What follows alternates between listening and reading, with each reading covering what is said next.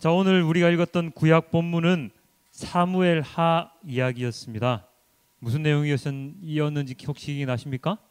예, 바로 다윗이 성전을 건축하려 했지요. 하나님을 너무나도 사랑한 다윗은 하나님의 초소가 언제나 장막, 성막이었던 것을 굉장히 안타깝게 생각을 했습니다.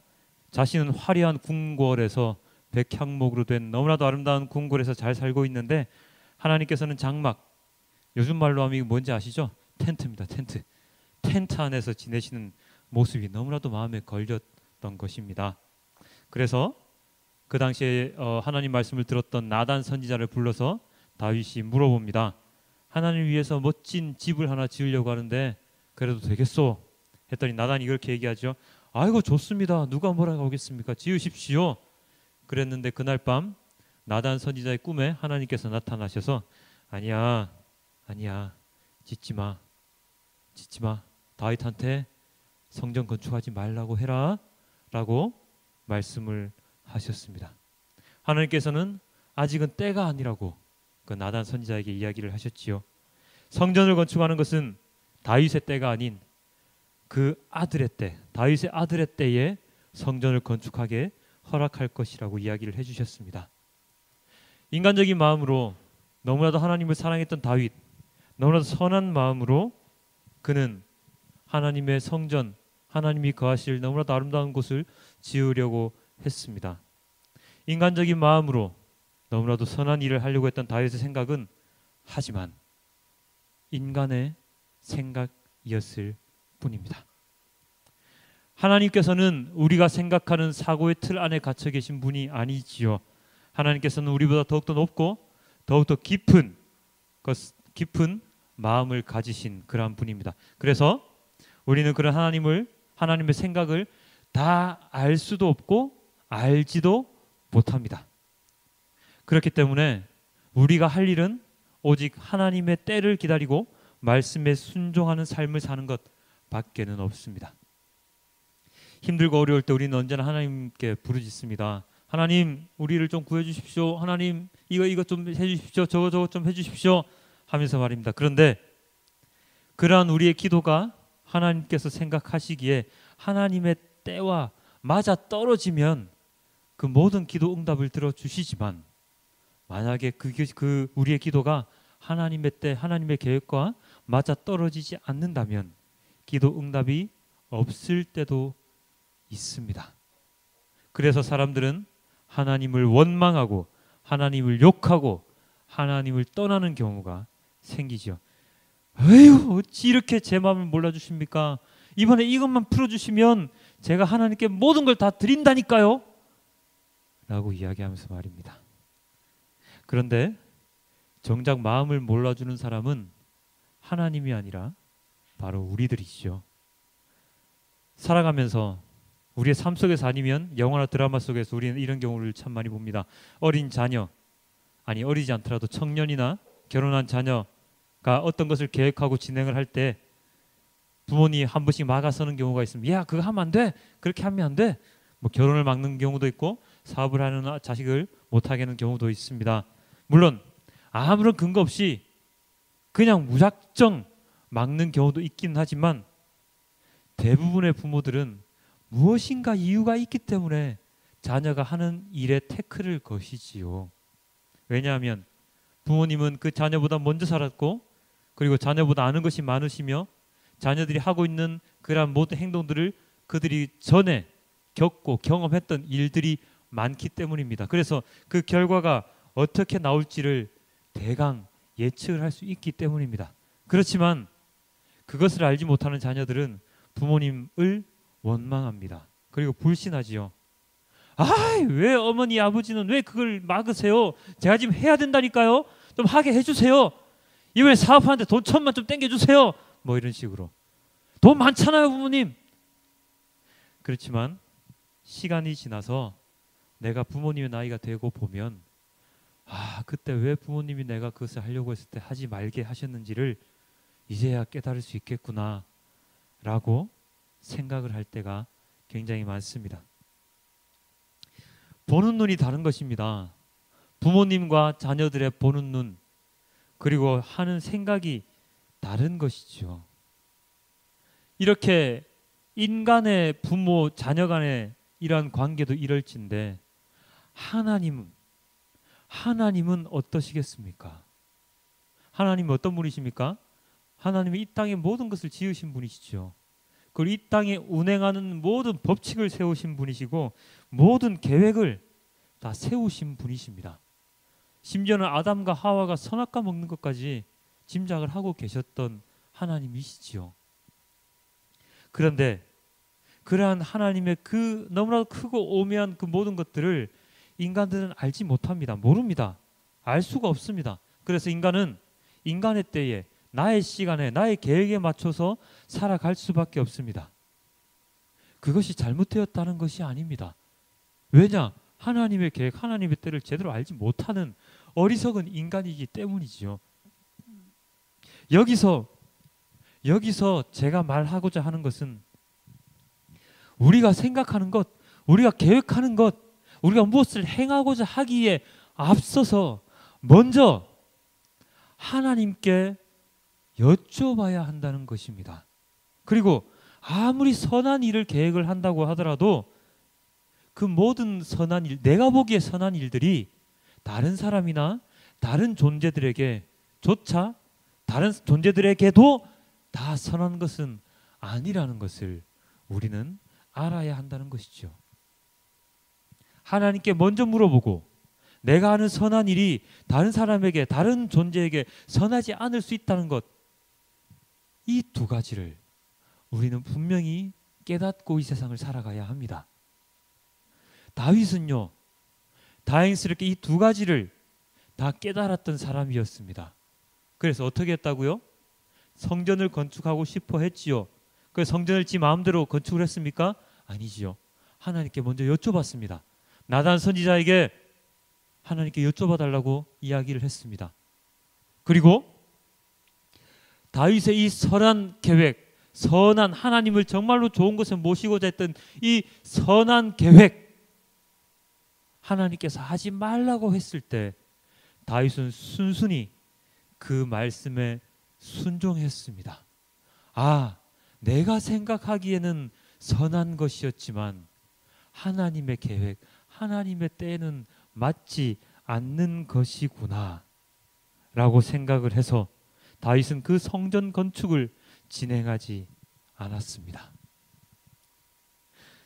사랑하는 성도 여러분, 우리는 세상에 살아가기 때문에 세상의 많은 일들과 부딪힐 수밖에 없습니다.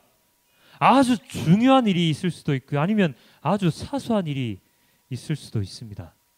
그러한 일들 가운데 우리는 얼마나 하나님께 여쭤보고 물어보고 그런 일들을 진행을 하고 있습니까? 아, 이건 나쁜 일도 아니고 좋은 일이니까 여러 사람한테 좋은 일인데 뭘 이렇게 얘기를 하면서 그렇게 생각을 하면서 나의 마음대로 일을 진행하는 일들이 많지 않았습니까? 내 힘으로 해낼 수 있다는 생각에, 나의 능력이면 이 정도는 할 수 있다는 생각에 일들을 처리해버린 그러한 경우도 많지 않았습니까? 아, 남들도 다 이 정도는 하는데 뭐 나라고 뭐 이 정도 하면 안 되겠어? 나 이 남들처럼 안 하면 내가 망하는데? 라는 생각으로 남들과 똑같은 잘못된 일을 한 적은 없을까요? 제가 한 가지 예를 하나 들어드리겠습니다. 제가 아시는 분 중에 아주 독실한 크리스찬이 계십니다. 어느 날 부부인데요. 어느 날 그 두 분이 싸우는 모습을 봤습니다. 뭐 싸운다기보다 언쟁을 좀 하는 거죠. 목소리를 좀 높이면서 막 싸우는 모습을 그 집에 놀러 갔다가 듣게 됐는데 어떤 것으로 싸우느냐 하고 유심히 들어봤죠. 그랬더니 뭘로 싸우는지 아십니까? 아니, 당신이 이거 하나님한테 기도해봤어? 하나님 물어봤어? 하나님 여기 응답 주신 거야? 저는 처음에 정말로 어이가 너무 뜻밖이었습니다. 말이 안 된다고 생각을 했지요. 제가 딱 들었을 때는 그냥 하면 되는 거였거든요. 나 같으면 그냥 뭐 심지어 와이프한테, 아내한테조차 물어보지도 않고 그냥 내가 그냥 해버리면 되는 그런 일이었는데 그 두 분은 그걸 가지고 막 얘기를 하고 있더라고요. 기도해봤냐고, 하나님께 물어봤냐고, 기도했는데 그렇게 응답하라고 하나님이 응답을 주셨냐고. 정말로 어처구니가 없었습니다. 너무나도 한편은 웃겼고요. 아이고 저런 것까지 하나님께 물어봐야 돼 이러면서 웃겼고, 한편으로는 정말로 아이고 참 저렇게까지 살아야 되나? 그런데 말입니다. 제가 교육자의 길을 가면서 그때 일이 계속 생각이 납니다. 아, 그때 그 두 분이 싸웠던 그 말이, 그때 그 상황이 너무나도 이해가 된다 이거죠. 사실 저는 교육자의 길을 선택을 하고 나서도 저의 의지대로 선택을 한 게 되게 많았거든요.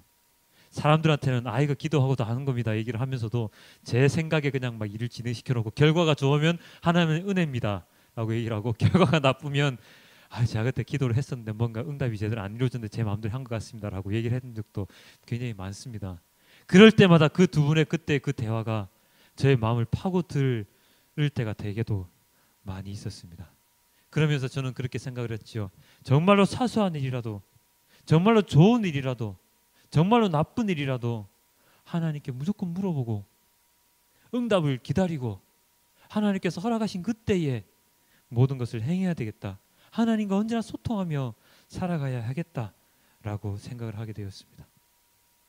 왜냐하면 그리스도인은 그리스도인 자신의 능력이 아닌 하나님의 능력으로, 하나님의 권능으로 살아가는 자들이기 때문입니다.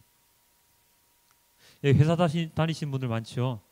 회사에서 일을 할 때, 무슨 결정을 할 때 어떻게 결정을 합니까? 나 혼자서 독단적으로 결정을 합니까? 아니죠.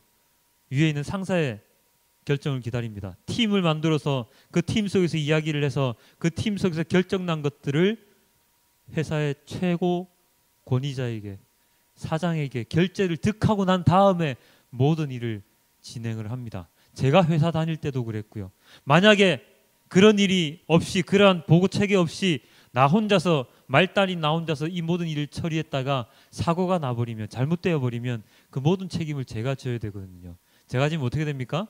월급이 깎일 수도 있고 심지어는 그 회사에서 쫓겨날 수도 있기 때문에 회사에 속한 아랫사람들은 무조건 상부에 보고를 해야 합니다. 그러니까 저는 제가 만난 많은 회사원들, 특히나 갓 들어간 회사원들, 일을 잘 알지 못하는 회사원들에게는 무조건 얘기합니다. 너 뜻대로, 너 마음대로 판단해서 일하지 마. 위에 보고하고 해. 위에서 결정이 나면 해. 위에 결제 얻고 해. 구두로라도 결제를 얻고 나서 실행을 해. 라고 저는 언제나 코치를 해주지요. 마찬가지입니다. 우리는 그리스도인입니다. 그리스도인의 최고의 결재권자는 누구입니까? 바로 예수 그리스도 하나님이십니다. 하나님께서 허락하지 않은 일을 우리가 행하게 될 때, 물론 그 일이 제대로 될 때도 있을 겁니다. 하지만 그 일이 제대로 된다고 할지라도 그것은 하나님이 보시기에 제대로 된 것이 아니죠. 왜냐? 하나님께서 결재를 하신 게 아니거든요. 하나님께서 응답을 내려주신 게 아니거든요. 우리의 독단적인 생각으로 한 것이거든요. 나의 독단적인 생각으로 한 무엇이 다른 사람에게 선한 무엇으로 다가갔다고 하더라도 그것은 진정으로 선한 일이 될 수가 없습니다. 왜냐? 하나님께서 허락하지 않은 일이기 때문입니다. 아까 다윗의 성전 건축 이야기를 드렸습니다. 만약에 다윗이 성전 건축에 대해서 하나님께 물어보지 않고 그 성전을 건축을 했어요. 굉장히 웅대하게, 장대하게, 장엄하게, 크게 지었겠지요. 너무나도 아름답게 지었을 것입니다. 근데 그 성전을 건축하고 나서 하나님께 그 성전을 봉헌해 드렸을 때 하나님이 기뻐하셨을까요? 아닙니다. 하나님은 그것을 기뻐 받지 않으셨을 겁니다. 그렇기 때문에 하나님께서는 다윗에게 그 성전을 짓지 말라고 이야기를 하셨던 것이죠. 하나님께서 성전을 짓지 말라고 이야기하신 데에는 여기 성경책에는 정확하게 다 안 나와 있지만 학자들이 연구하고 역사적인 그런 모습 속에서 판단을 하건대 이러한 이유가 있다고 이야기들을 합니다. 무엇이냐? 다윗이 나라를 통일을 시키고 한 나라의 왕으로서 우뚝 섰을 때 너무나도 많은 전쟁들을 했지요. 수많은 전쟁들로 인해서 이스라엘 백성들의 삶은 굉장히 많이 피폐해져 있었을 것입니다. 그런데 다윗은 다윗의 생각으로 하나님께 성전을 건축해 드리겠다고 생각을 하고 성전을 건축하게 될 때 그 성전 건축은 누가 합니까? 다윗 혼자 합니까? 아니지요. 이스라엘 모든 백성들이 다 동원되어서 해야 할 수밖에 없습니다. 그리고 성전을 건축하기 위해서 무엇이 들어갑니까? 돈이 엄청나게 들어가죠. 그 돈이 다 어디서 나옵니까? 백성들의 세금으로 다 걷어지겠죠. 안 그래도 전쟁 때문에 힘들어하는 백성들, 먹을 것이 없어서 힘들어하는 백성들, 이제 땅에 정착하기 시작해서 이제 좀 살려고 막 발버둥 치는 백성들을 다윗은 또다시 성전 건축하는 데로 내몰아서 그 성전을 건축을 했을 때 그 영광은 하나님께 올려드려지는 것이 아니라 하나님이 정말로 사랑하셔서 지목하셨던 그 이스라엘 백성들의 고난으로, 고통으로 또다시 돌아갈 수밖에 없었음을 하나님께서 너무나도 잘 알고 계셨습니다. 그래서 다윗, 너 때는 성전을 지을 필요가 없다. 내가 뭐 언제 백향목궁 내가 달라고 했냐? 내가 근사한 집 지어달라고 했어? 나는 절대로 그런 적 없어. 너는 안 지어도 돼. 너의 아들이 짓게 될 거야 라고 이야기를 해주시는 것이죠. 하나님의 때, 하나님의 계획은 하나님이 사랑하시는 그 사람들의 때와 계획에 언제나 맞추어져 있습니다. 하나님께서 사랑하는 사람들의 그 모습을 살피시면서 하나님은 그 때와 계획을 다 정해서 우리에게 알려주시는 것이지요. 하나님이 사랑하시기 때문에 이집트에서, 애굽에서 그 이스라엘 백성들을 모세를 통해서 끌고 나오시지 않았습니까? 만약에 하나님께서 이스라엘 백성들을 사랑하지 않으셨다면 그들을 끌고 나올 일도 없었지요. 아브라함과 약속을 하셨지만 그들이 계속해서 패악한 일을 하고 계속해서 하나님 말씀에 거역하고 에이! 더 이상 나는 너를 사랑하지 않아 라고 그들을 버리셨다면 애굽에서 그들을 데리고 나올 필요도 없으셨지요. 하지만 하나님께서는 그들을 너무나도 사랑하셨기 때문에, 너무나도 아끼셨기 때문에 그들을 이집트에서 끌고 나오셨고, 다윗이 무리해서 성전 건축을 하려고 할 때 그것을 막아주셨던 것입니다. 그 이스라엘 백성들을 너무나도 사랑하셨기 때문에, 너무나도 위하셨기 때문에 이러한 하나님의 사랑과 하나님의 긍휼한 마음은 오늘 우리가 읽었던 마가복음 본문에도 등장을 하는데요. 오늘 우리가 읽던 마가복음 본문은 어떠한 본문이었습니까? 바로 제자들의 모습과 예수님의 모습이 나오지요. 우리가 지지난주에 우리가 마가복음을 살펴보면서 어떤 일이 있었지요? 예수님께서 제자들을 어떻게 하셨습니까? 기억이 전혀 안 나시나요? 둘씩 뭐 하셨습니까? 전혀 기억이 안 나시나요? 둘씩 파송하셨잖아요. 복음을 전파하게 하시고 사람들에게 회개하게 하시고 그들의 병을 고치게. 그래서 제가 어떤 말을 했습니까? 너네들을 받지 않는 곳에는 안 들어가도 돼. 신발 먼지 떨고 나와. 그게 뭐라고요? 굉장히 경멸하는. 그래, 너 우리 안 받을 거야? 그래, 알았어. 하나님 너네 안 받으셔. 먼지 팔팍 털고 나오라는 얘기 드렸잖아요. 그죠? 맞습니다. 그러한 너무나도 심한, 너무나도 힘든 사역을 제자들이 막 했었지요. 그리고 나서 예수님께 와서 예수님께 보고를 합니다. 아, 예수님 저 이렇게 저렇게 해서 너무 힘들어 죽겠어요. 너무나도 힘듭니다. 라고 얘기했을 때 예수님께서 찾아온 제자들에게 이렇게 얘기를 하시죠. 아이고, 왜 안 올라가지? 네. 이르시되 너희는 따로 한적한 곳에 가서 잠깐 쉬어라 하시니 이는 오고 가는 사람이 많아 음식 먹을 겨를도 없습니다. 너무나도 힘든 상황 속에서 밥 먹을 시간도 없이 그렇게 열심히 사역을 했거든요. 그래서 예수님께서는 그래, 사역도 중요하긴 하지만 너희들 음식 먹을 겨를도 없었으니까 저 한적한 곳에 가서, 사람들 없는 곳에 가서 좀 쉬고 있으렴이라고 이야기를 하십니다. 왜요? 제자들을 너무 사랑하셨기 때문에, 제자들이 예수님의 일을 계속해서 해야 되기 때문에 제자들을 쉬게 해주십니다. 밥도 못 먹고 이랬으니까 이제 좀 가서 쉬어도 될 것 같아. 가서 쉬어. 그런데 이런 쉼을 가지고자 하는 제자들을 사람들은 놔두지를 않았습니다.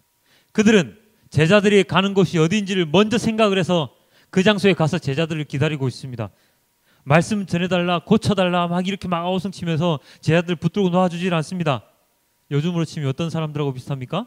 연예인들 따라다니는 사생팬들처럼 그들은 연예인들의 모든 스케줄 다 깨고 있죠.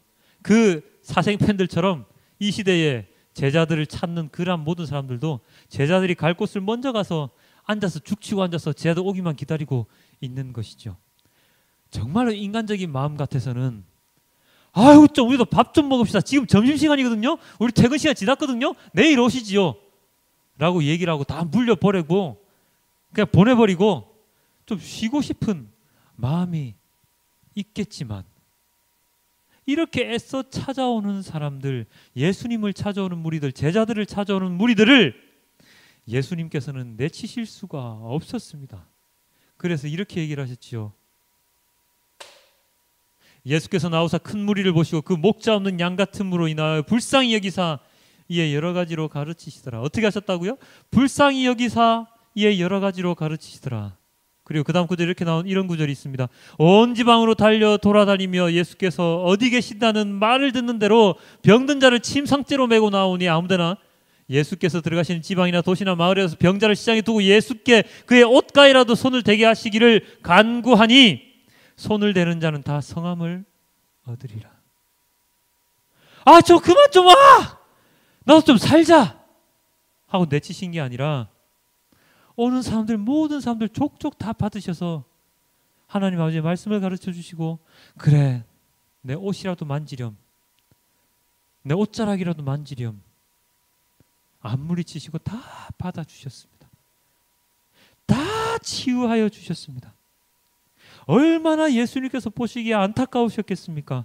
고통스러운 사람들의 모습, 하나님 말씀을 간구하는 그들의 모습을 예수님께서는 외면하실 수가 없었지요. 다윗의 성전 건축을 미루셨던 하나님의 마음, 이스라엘 백성을 사랑하셨던 그 마음과 이 예수님의 마음이 다른 바가 없는 것이죠. 그래서 치유하시고 가르치시고 자신의 온몸과 힘을 다해서 사람들을 먹이시고 입히셨습니다. 오늘 우리가 읽었던 이 마가복음 그 바로 전에 이 구절 있죠. 34절 이 구절 다음에 어떤 본문이 있는지 혹시 기억나십니까? 어떤 본문이냐면 오병이어의 기적이 바로 35절부터 나오거든요. 그렇게 예수님께서는 사람들을 돌보시고 보살펴 주셨습니다. 왜? 그 사람들을 너무나도 사랑하셨기 때문에, 인류를 너무나도 사랑하셨기 때문에. 구약시대에 예수님께서 오시기 전에는 하나님을 만날 수 있는 자들은 단지 이스라엘 백성들밖에 없었습니다. 이스라엘 민족만이 구원의 대상이 되었었고 이스라엘 민족만을 구원하는데 온 힘을 쏟으셨던 하나님이셨습니다. 그렇지만 모든 인류의 구원 계획을 가지고 계셨던 하나님께서는 예수님 이 땅에 보내심으로 인해서 이스라엘 백성뿐만 아니라 모든 인류들을 위해서 사역하게 하셨습니다. 제대로 알고 있지 못하고 있는 것에 대해서 예수님께서는 가르쳐 주셨고 제대로 알게 하셨고 그리고 마지막 십자가의 사역을 통해서 십자가의 사역을 맞이하는 그 순간까지 최대한 많은 이들에게 복음을 전하기 위해서 제자들을 둘씩 파송을 하시고 더욱더 많은 제자들을 양성하려고 노력을 하셨던 것이죠. 오늘 사도 바울은 에베소서 본문을 통해서 이렇게 얘기를 하고 있습니다. 그때 너희는 그리스도 밖에 있었고 이스라엘 나라 밖의 사람이라 약속의 언약들에 대하여는 외인이요 세상에서 소망이 없고 하나님도 없는 자이더니 이제는 전에 멀리 있던 너희가 그리스도 예수 안에서 그리스도의 피로 가까워졌느니라.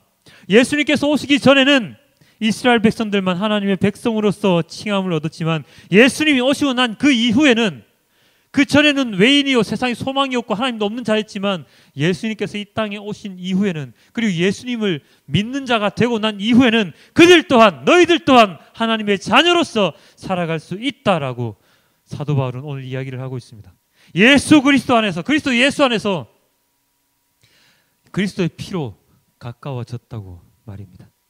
원래 멀리 있었던 하나님의 멀리 있었던 하나님과 전혀 만날 수 없었던 너희들이었지만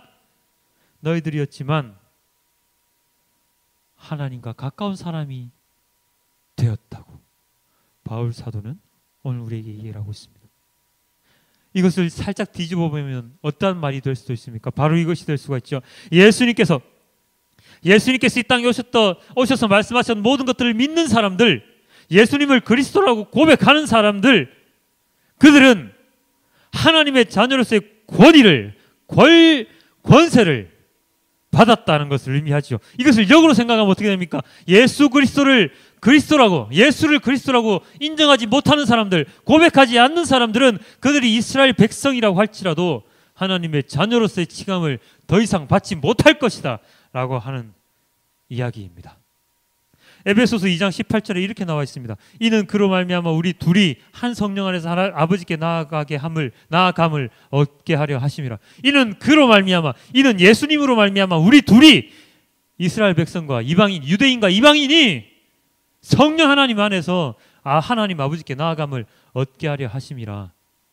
예수 그리스도를 통해서, 예수 그리스도로 말미암아서, 오직 예수 그리스도로 말미암아서 유대인과 이방인이 함께 하나님께 나아갈 수 있게 만드시는 것이죠. 이것 때문에 자기 자신을 통하지 않고는 이제는 더 이상 하나님께로 나아갈 수 없기 때문에 예수님께서는 그렇게 몰려드는 그 많은 사람들을 내치실 수가 없었습니다. 쉰들러 리스트라는 영화 아시죠? 쉰들러라는 사람이 독일 사람이었나요? 폴란드 사람이었나요? 그랬는데 자기의 모든 재산을 다 팔아서 유대인들을 한 명이라도 살리고자 노력을 했지 않습니까?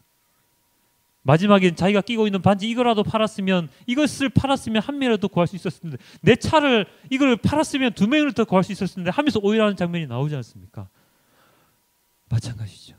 예수님께서도 예수님께 나오는 그 사람들을 물리칠 수가 없어요. 왜냐? 예수님으로 말미암아서, 예수님을 통해서만이 하나님께 나아갈 수 있다고 예수님이 직접 말씀을 하셨고, 그리고 그것이 진리이기 때문입니다. 그래서 예수님께서는 그 힘들고 지쳐있는 제자들에게, 자신에게 찾아오는 그 많은 사람들을 내치실 수가 없었지요. 물리치실 수가 없었지요. 그들을 보살피실 수밖에 없었던 것입니다. 다윗의 선한 마음을 알고 계셨지만 그보다 먼저 백성들의 고통을 알고 계셨던 하나님께서 하나님의 때를 새롭게 정하셔서 성전 건축을 미루셨던 것처럼, 예수님께서는 이때 예수님께 나오는 그 많은 사람들을 한 명이라도 더 구원의 길로 인도하기 위해서, 더 많은 이들을 하나님께 나오게 하기 위해서 그렇게 사역을 하셨던 것입니다. 그것은 예수님이 살아계셨던 2000년 전이나, 그리고 오늘날을 살아가는 지금이나 마찬가지입니다. 오늘 제가 페이스북에도 글을 남겼는데, 오늘 이 시간 너무나도 많은 말씀들이, 하나님의 말씀들이 이 땅에 선포되어지고 있죠. 그렇지만, 그리고 그 말씀을 듣기 위해서 많은 사람들이 교회로 나아가지요. 하지만 말입니다. 교회로 나아가서 주님의 말씀을 듣는다고 해서 그 모든 사람들이 다 구원을 받는다고 하는 것은 옛말입니다. 잘못된 생각이었습니다. 이제는 교회에서 어떻게 말하는지 아시죠? 교회에 나와서 설교 듣고 찬양하고 예배하고 기도하는 것으로 여러분들 구원받지 못합니다. 예수님의 말씀, 하나님의 말씀에 따라 순종하며 살아가는 노력을 할 때, 진정으로 주님의 자녀로서 살아가고자 노력할 때, 거룩한 이로서 살아가고자 할 때 구원의 길로 인도될 수 있습니다 라고 말입니다. 오늘 제가 교회로 오면서 차를 몰고 오면서 이런 생각을 한번 해봤습니다. 지극히 인간적인 생각인데요, 지금 이 시간도 사람들 막 착취하고 노동자들 막 그 월급 안 주고 돈 막 빼앗고 하면서 사기치고 하면서 돈 모았던 사람 지금도 많이 있잖아요. 지금 이 시간에도 그런 사람이 있을걸요 아마. 그런 사람들, 그렇게 해서 부를 축적했던 사람들이 있지 않습니까? 부를 축적하고 있는 사람도 있지 않습니까?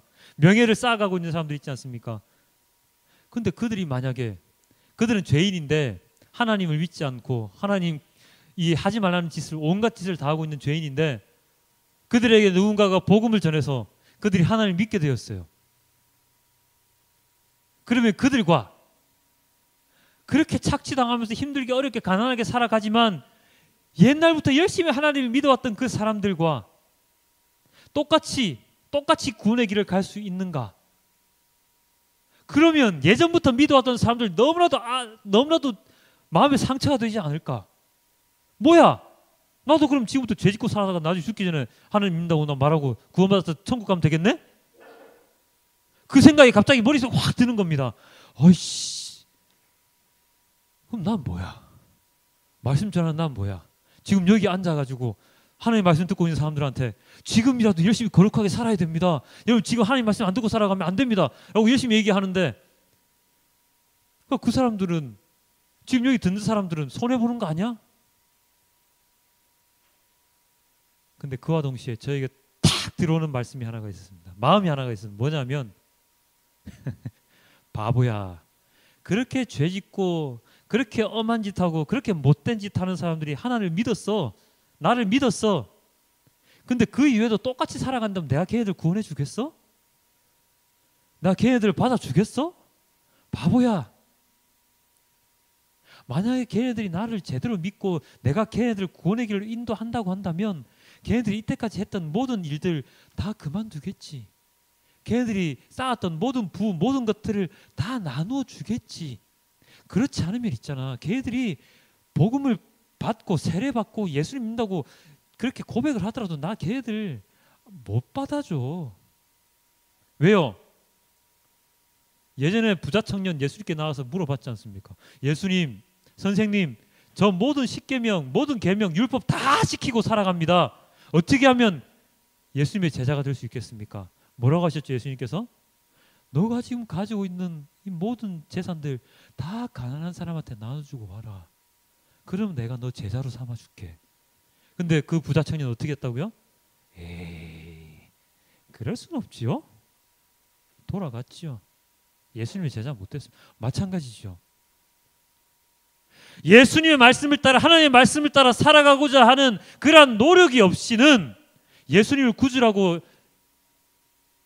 고백을 한다고 하더라도 그는 이제는 하나님께서 받아줄 수 있는 사람이 될 수가 없다는 것입니다.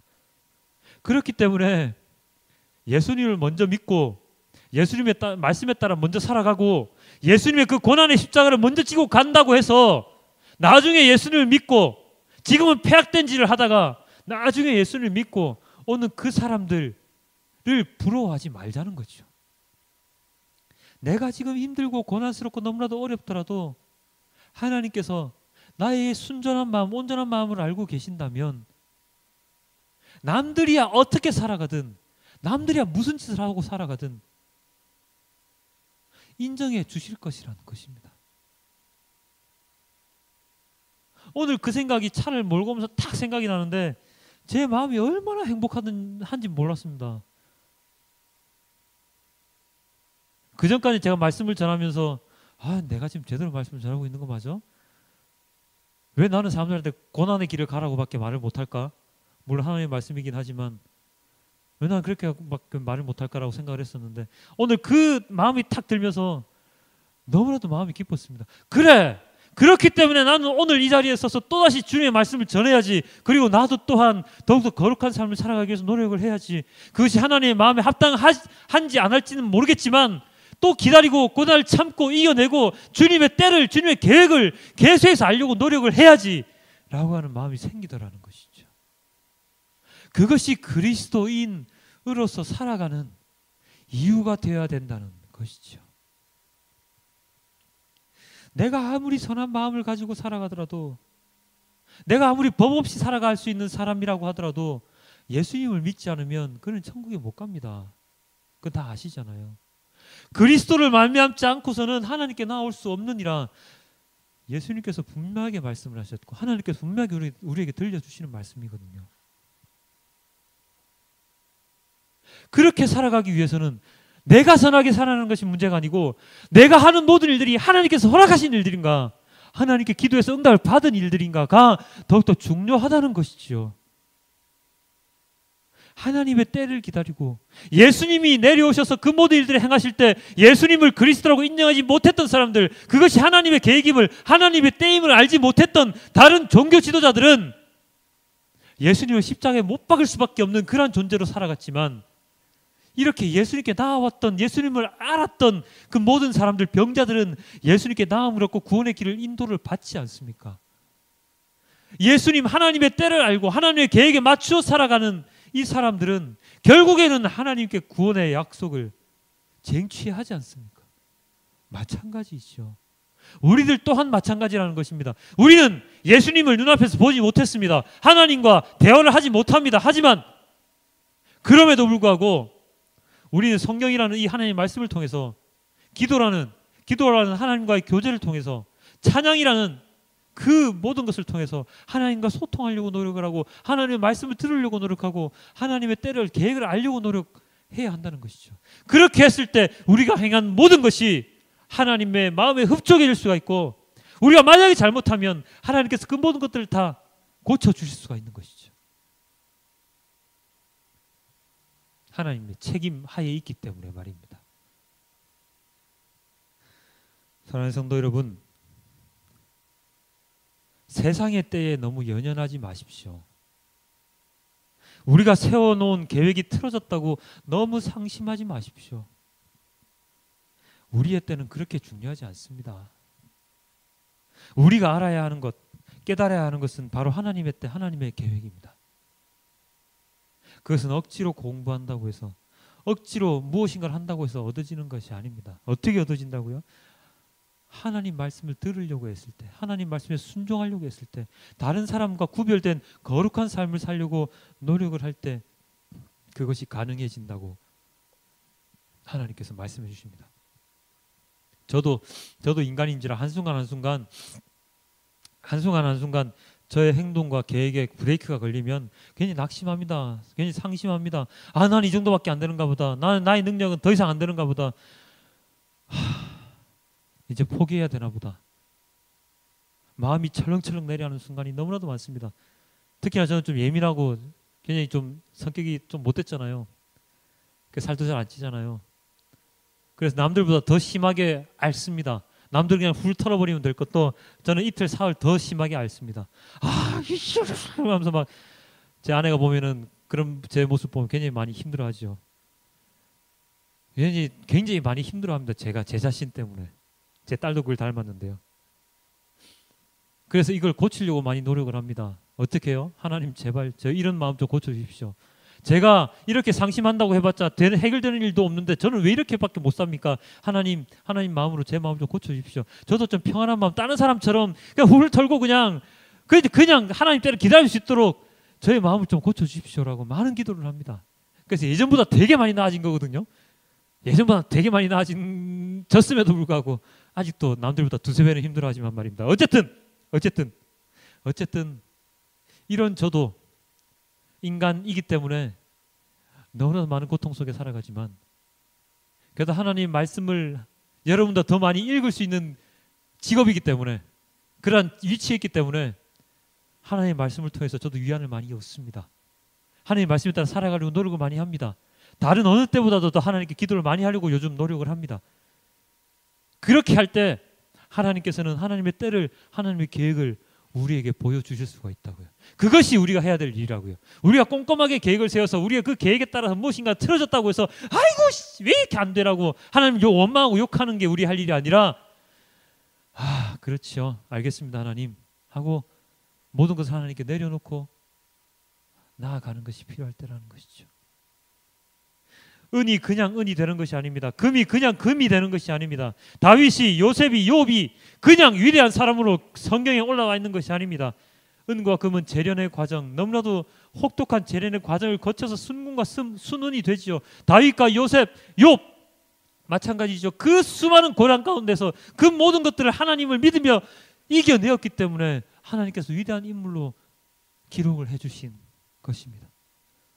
어떠한 어려운 상황 가운데서도 하나님께 감사드리며 하나님을 믿으며 나아가는 삶을 살아갈 때 하나님 우리를 순금과 같이 순은과 같이 위대한 존재로서 우리를 사용해 주실 것이라고 믿습니다.